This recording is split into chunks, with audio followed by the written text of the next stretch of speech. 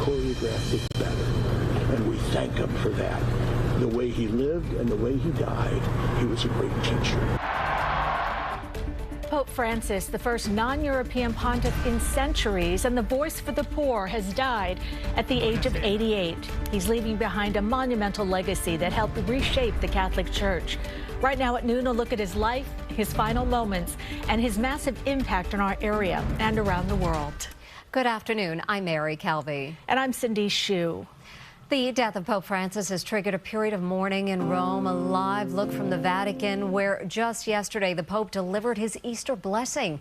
The Pope had been released from the hospital 3 weeks ago after his battle with double pneumonia. This morning at St. Patrick's Cathedral, Cardinal Timothy Dolan presided over the first Mass of the day. There was a portrait of the pontiff and an empty seat in his honor. Afterwards, the Cardinal reflected on the Pope's death. We have team coverage of the Pope's death from New York to Rome. Our team of reporters is looking back on his life and legacy. We start with Dick Brennan and how the Pope is being remembered this noon. Fratelli e sorelle. Brothers and sisters. Buonasera. Good evening.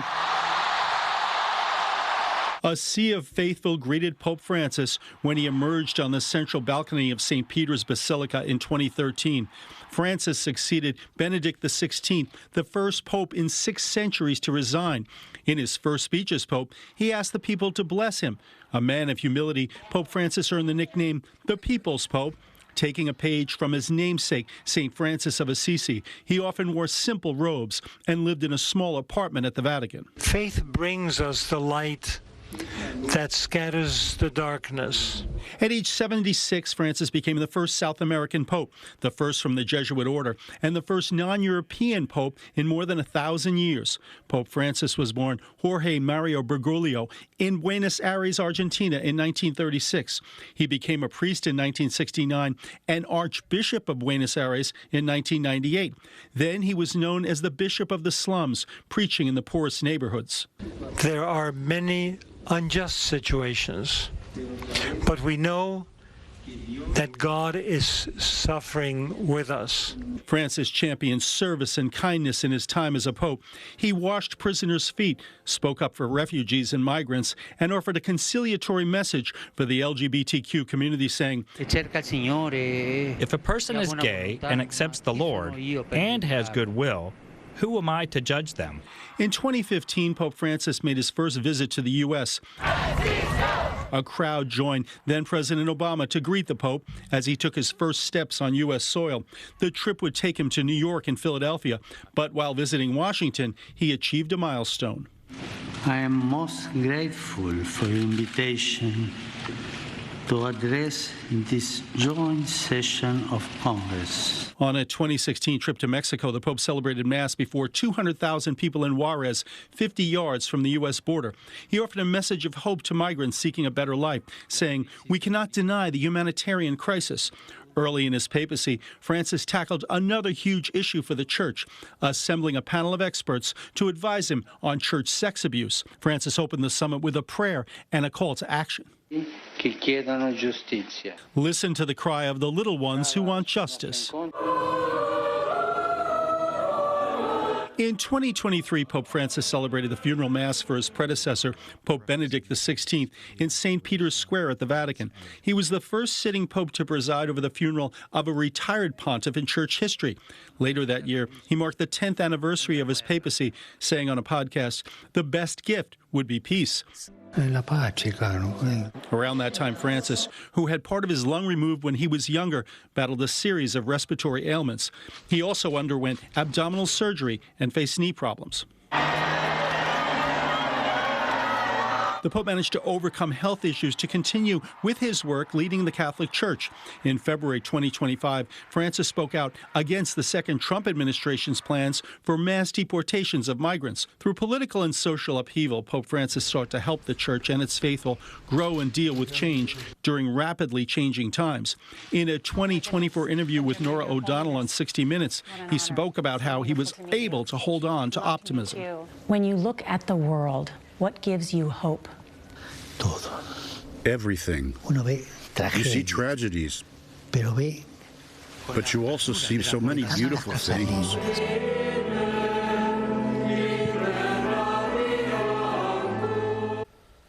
Pope's death, a surprising turn of events for a man who just appeared to be making a comeback in St. Peter's Square yesterday for Easter. Michael George is live in Vatican City for us. And Michael, we can imagine the grief for Catholics there. I recall being there for the mourning period for Pope John Paul II and the throngs of people, more than 1 million who had lined up. What is expected in the hours and days ahead there at the Vatican? Well, Cindy, Mary, I can tell you that we're standing over St. Peter's Square here, and there are thousands of people here. There are thousands of people yesterday here, but today is different. Yesterday there was cheering, there was celebration as the Easter celebration was underway. Today, silence here. There's a somber tone over the crowd here. Thousands of faithful, thousands of people from all over the world, but people are still processing this information and processing the loss of Pope Francis and what this means for the future of the church, really. And Michael, what can we expect in the coming days and weeks? Because I know this is a very long process.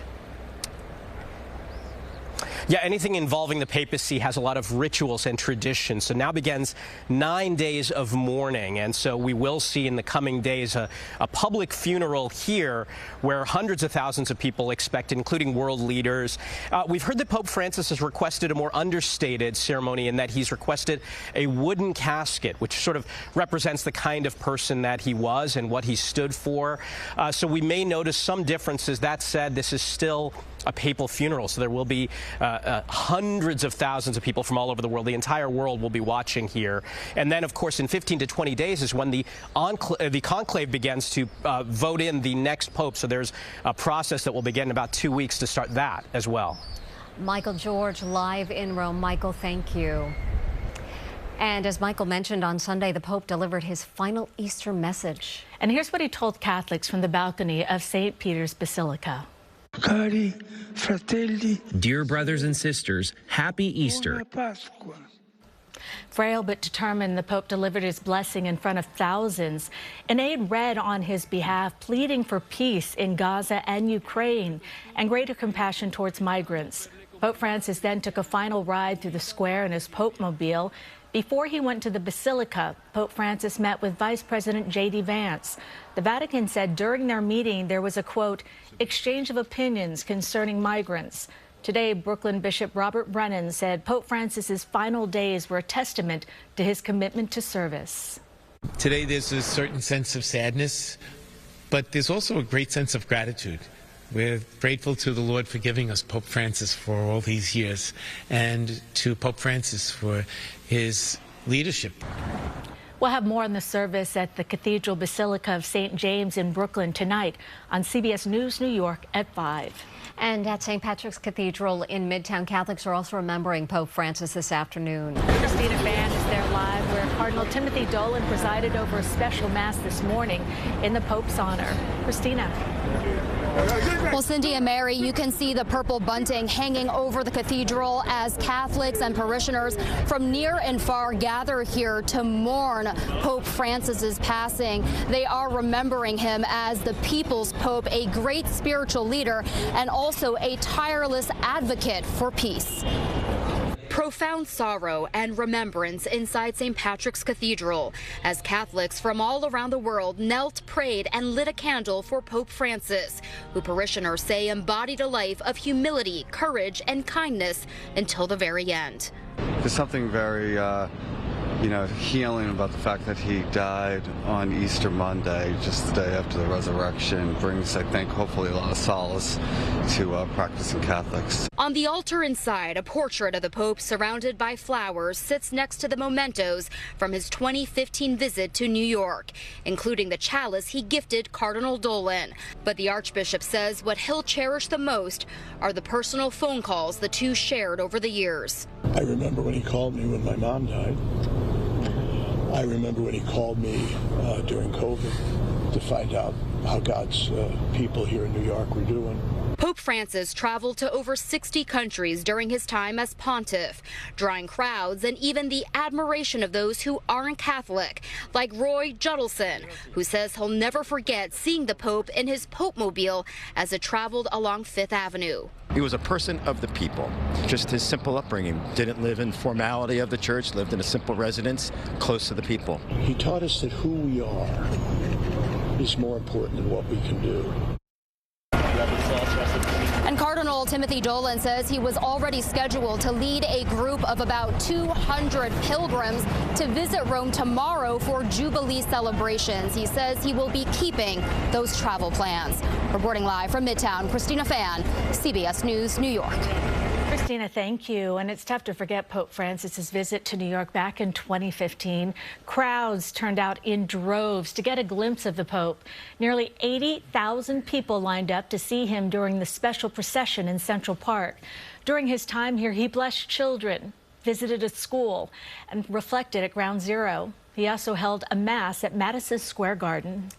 And more coverage on the death of Pope Francis ahead. We will have more on his legacy. Tony Aiello was in Rome when the Pope started his papacy. He joins us with a look at why this Pope was known as the People's Pope. And what's next? We speak with an expert about funeral plans and the conclave. Stay with us as our breaking news coverage of the death of Pope Francis continues. We're continuing our coverage of the death of Pope Francis with a closer look at his legacy. Tony Aiello reported from Rome when Francis was elected in 2013. He's preparing to travel there this afternoon. First, though, joins us live from Holy Family Church in New Rochelle. And Tony, Francis's nickname, the People's Pope, surely a part of his legacy. Cindy and Mary, literally to his final day and almost to his final breaths, Pope Francis put assembling with the people of God, the Catholic faithful, front and center in his service. Buonasera. From his very first public words after the 2013 conclave, Francis presented as a different kind of pope, determined to model St. Francis with the hands-on compassion, simple lifestyle, and openness to dialogue he believed are essential for Catholic clergy. Well, I think what he has done is change the tone of the church, change the culture of the church. Bring people to Jesus and bring Jesus to the people. How has he done on that front? Did you feed the hungry, give drink to the thirsty, clothe the naked? This is the important part of the gospel which he has stressed. The Pope is also guardian of doctrine, keeper of the faith for more than 1 billion Catholics worldwide. His ministry will be remembered for an emphasis on the environment, the threat of climate change, and protection of immigrants and refugees, all reflected through the lens of Catholic teaching. But Francis sometimes faced criticism for causing confusion instead of clarity. His pronouncements, sometimes off the cuff, often required clarification from the Vatican.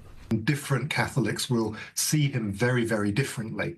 Dr. Miles Pattenden is a church scholar at Oxford University.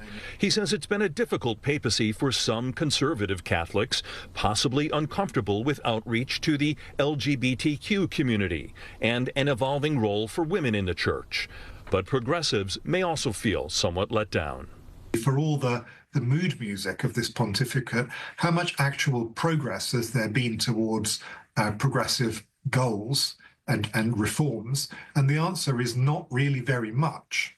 That Francis has been a master at hinting without delivering.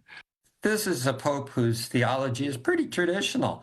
He has not changed any Catholic teaching in that sense. But he understands that it's not just about memorizing the catechism.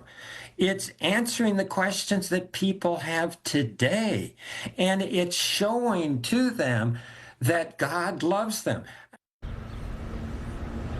The People's Pope, and I saw that close up last September. My wife and I were in Rome at a general audience. The Pope spent 90 minutes greeting every single person on the platform. And during the few moments I had with the Pope, I looked down at his old shoes. They were repaired with black electrical tape. Cindy, Mary. poignant, Tony. Thank you so much. That message of simplicity, so impactful. Here to talk more about the Pope and the days ahead, we're joined by David Gibson. He's the director of Fordham University's Center on Religion and Culture. Thank you so much for being here. Great to be here. Can we talk for a moment about his legacy and that message of simplicity? That's really what it gets to, and what Father Tom Reese and Tony were saying. It's his style as much as anything. He was so warm. Remember when after he was elected, he went the next day to pay his own hotel bill. Remember that? He moved, they were talking about the people's pope. That's a great way to describe him, because remember also, he moved out of the apostolic palaces. If you've ever been to Rome, those huge, grand rooms where the popes lived. He said, the rooms are large, but the doors are small. I need to be with people. He would go down to the cafeteria in that Vatican guest house where he lived. That's the kind of pope he was. But also, personnel is policy when it comes to the papacy. And he really did change. He opened doors. He started processes that will be hard to undo. And let's talk about funeral and burial plans and what they're going to look like.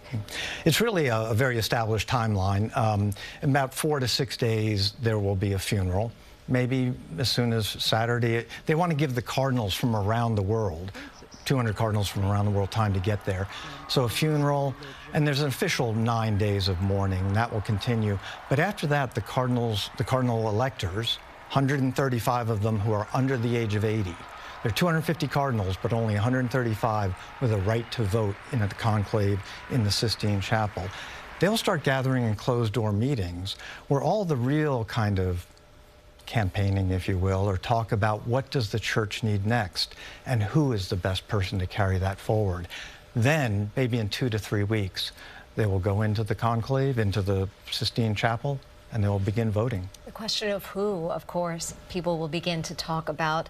Are there any cardinals that you see as what would be considered front runners? There, you know, it's a fool's errand to guess who would be. You know, this is the worst beat. It's harder than covering the White House, because at least in the presidential race, you know, it's going to be one of two people. You're going to wake up the next morning. In this case, 135 cardinals go in. Any one of them literally could come out on the balcony dressed in white. But there are maybe 20 to 25 different cardinals. Some of the big questions: do you want to go back for an Italian restoration, Cardinal Parolin, the Secretary of State, or Cardinal Pizzaballa, who's the patriarch in the Holy Land? He's Italian-born, but he lives in Jerusalem. That would be an amazing pick. David, thank you so much for joining us this afternoon. Great to be here. And stay with CBS News New York on air and online for continuing coverage as we look back on the life and legacy of Pope Francis.